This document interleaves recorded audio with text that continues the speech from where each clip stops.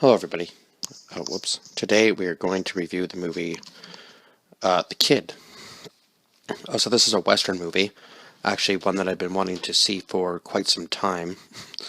I guess I kind of missed this one in theaters, unfortunately, because it did come out in 2019. But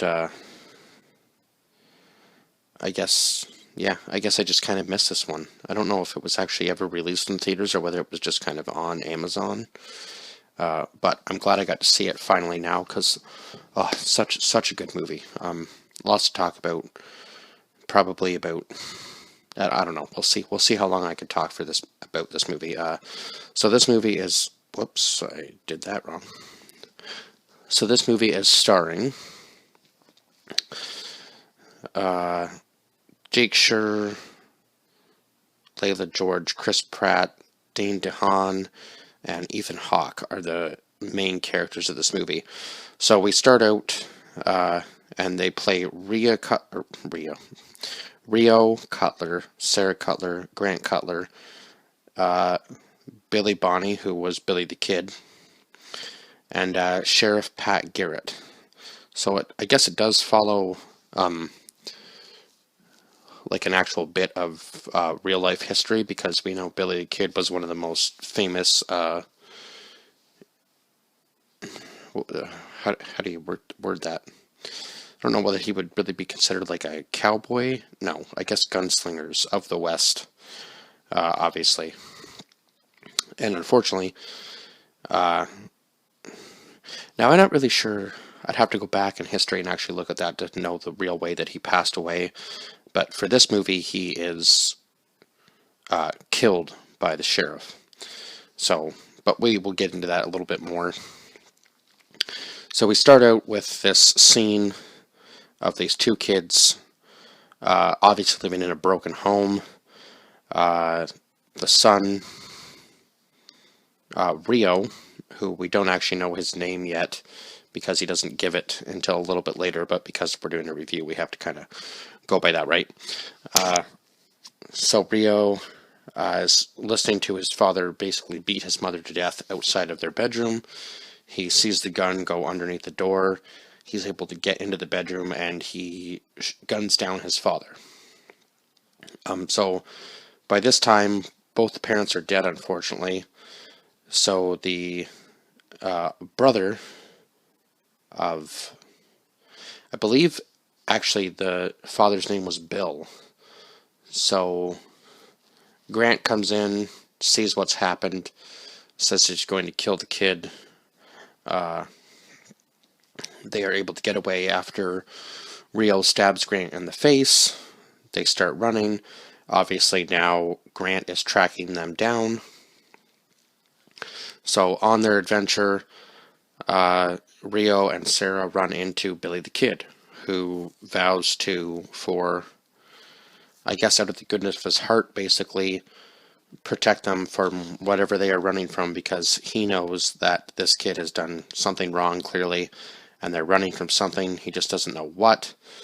And we all know Billy the Kid has done things in his past that he's not necessarily proud of as the movie goes on. So I would say this was kind of more of an in-depth story into Billy the Kid, to really get to know who he was as a person. And obviously he regretted a lot of the things he did up to this point in his life. Even though he has that, kind of, he likes to play to the crowd, I would say, because he has this very tough demeanor when he has an audience, but deep down he is a severely broken human being, just because at such a young age he was kind of thrown into this lifestyle of being a criminal. And unfortunately, you can really tell in the one scene between him and Rio, when he's talking about the first time he ever killed somebody, and he goes into depth about it and talks about, do you ever feel like you don't know what's going to happen next and you don't know how to get out of it, sort of thing. And the kid says to him, I know what's going to happen next, and that's the only thing that matters. And that was a very powerful line coming from him. And Billy the Kid says, I wish I was more like you, because, yeah, you seem to not really care. You seem to actually legitimately not care about, what is going to happen next, because you feel like you know so much about what will happen. You're confident enough in it that you can actually make it come to fruition, sort of thing. So that was a very deep conversation. So I would say this movie was kind of a more intimate look into the lives of the criminals. I mean, you kind of feel for Billy the Kid a little bit, just because of, just certain things that he says in this movie. And I can't remember all of it, but it was a really deep conversation. It kind of hit me hard when it was happening, because I was like, wow, he certainly knew how to look tough, but deep down he was truly broken and just kind of wanted a way out, I guess, of the life that he was currently leading, because he was actually trying to be a good person, but just certain circumstances caused him to be, not that nice of a person to certain people, because he had to find a way out of tough situations. And unfortunately, he had to, back in those days, you just had to kill your way out of certain situations in order to get out of them. But, so then after Billy the Kid dies, Rio goes to Sheriff Garrett, or Pat Garrett, and says, I'm sorry for, I know you've given me all the chances that you're going to give me. I'm not asking for me anymore. I'm asking for my sister, because I need her to be saved. And so Pat agrees after Rio tells him that he did kill his father for beating his mother to death, and that he lied to him because he thought Billy the Kid was going to help him. Which, I mean, in a way, Billy the Kid did protect him up until the point where Billy knew that he just couldn't run anymore, I guess. He knew he had to lay low, so he was trying to do that, I guess, in a sense for his own safety, but also the kid's safety, because he didn't want him to get hurt in the process. And he knew that if they just kept running, it would never lead to anything good, right?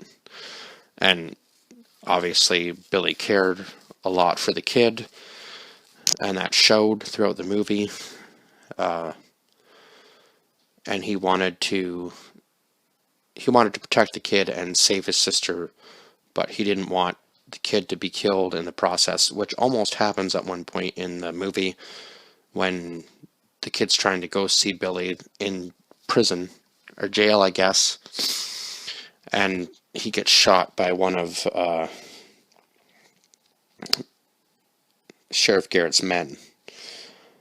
So that was a scary scene, because I thought, oh my god, this kid's going to die, and then there's not going to be much left of the movie, but fortunately he didn't. And they do end up catching up with Grant Cutler, and the sister is being used by Grant as a prostitute, I guess, to kind of make him money and make him feel good about himself. And the conversation between him and Garrett, or Sheriff Garrett, is a pretty intense conversation, because you know that one of them is probably going to die at the end of the situation. So there is kind of a little bit of a shootout and some violence at the end, but the build up to this made it even more intense, because he is able to get the kid outside. He's about to shoot the kid, and then Sheriff Garrett says to him, let's have a gunfight instead. Let the kid go. He goes, because you're going to be known as the man who ran away from Sheriff Garrett. And obviously Grant Cutler doesn't want that. He wants to be known as the man who killed Sheriff Garrett. But in the end, Rio ends up shooting him when they're doing their paces to back away from one another. And so Sheriff Garrett actually lets them go. because he tells the kid and his sister that they've got a lot of life to live, and he wants to see what the kid's going to do next. So I'm not really sure what is going to happen to them. It'd be kind of interesting to see a sequel to this movie, to be completely honest. But yeah, I think I might add this actually to October, just because it was like almost like there was psychological thriller elements to it. So I think it'd be a good movie for October, and I'm gonna have to figure out some movies to add into November as well for like action month. I think I've kind of changed my opinion on just doing James Bond. I think I'm just going to do action month. So the James Bond series, some of them will be in there, as well as obviously various other movies too. And I think that's it. I have to give this movie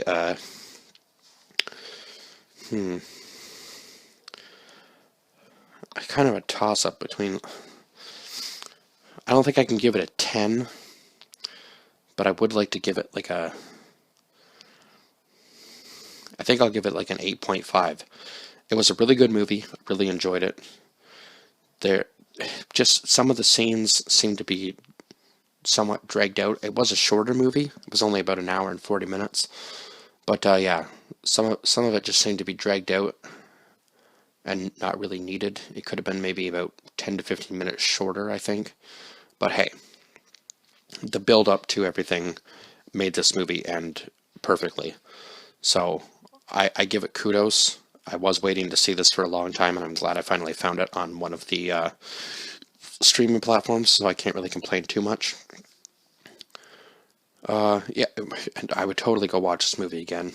Like, even right now, I would totally go back and watch it again, just because it was good enough to, give it a rewatch. But other than that, I think I pretty much talked about this movie as much as I can. I don't think there was anything else I wanted to cover. I think I've pretty much covered everything that I possibly can. And I've talked about obviously, Chris Pratt. I like him in most movies. And funny story, when I first watched the trailer for this, because I didn't know who was in it, I was just watching it just because I'm really into Western movies. I like that style of movie.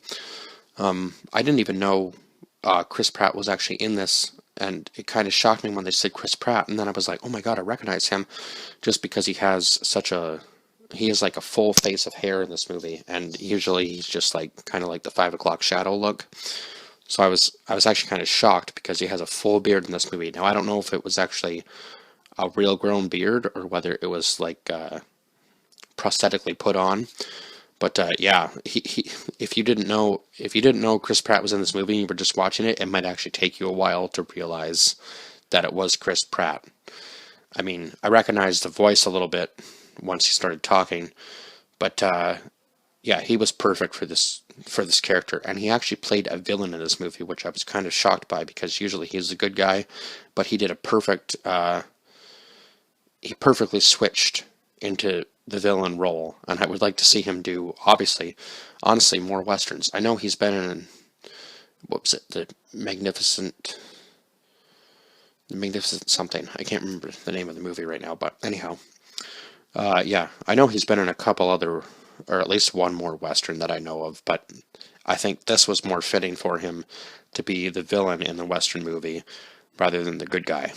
So I would like to see Chris Pratt in, honestly, more western movies as a villain. That would be absolutely awesome.